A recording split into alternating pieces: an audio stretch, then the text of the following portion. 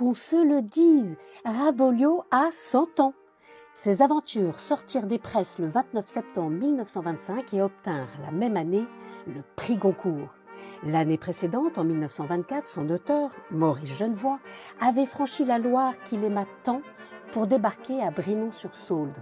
Du Loiret, il était passé à la Sologne qui allait tant l'inspirer.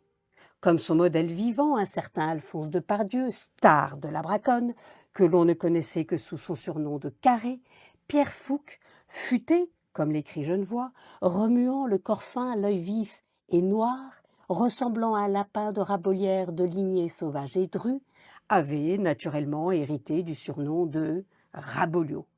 Ce n'est pas un libertaire, précise l'écrivain, mais plutôt... C'est un non-conformiste, et un non-conformiste d'instinct. C'est pas du tout un contestataire. Il ne démontre rien, il ne s'oppose à rien, il est ce qu'il est. Et il y a des choses qu'il ne comprend pas. Enfin, certaines contraintes sociales, d'ailleurs moi non plus, j'aime autant vous le dire.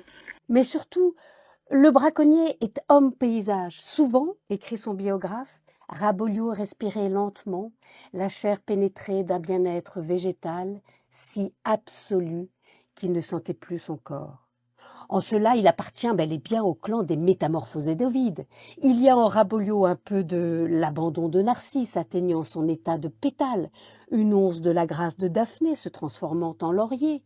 Certes, il ne connaît pas l'infortune d'être métamorphosé en gibier, comme Cygnus, le roi des Ligures, qui est changé par son père Poséidon en oiseau blanc, ou comme Actéon transmuté en cerf que dévorèrent ses chiens.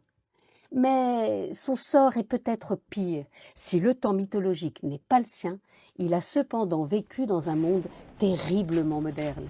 Comme Genevoix, il fut un survivant d'après les tranchées de 14-18. Cette expérience de guerre totale, impossible à partager avec ceux qui ne la vécurent pas, lui a rendu sa nature d'enfance plus essentielle encore. Et ces nuits de braconne apparaissent soudain au lecteur comme une communion avec la terre qui, en retour, s'offre à son disciple. En tout cas, c'est ce que semble sous-entendre Genevoix qui écrit « Marchant toujours, il nouait l'œil de la boucle de son piège. Il ne regardait pas ce que faisaient ses doigts, assez savants pour travailler seul. Il regardait le sol encombré de broussailles. Il déchiffrait sur le terrain en hâte un grimoire chargé de sens.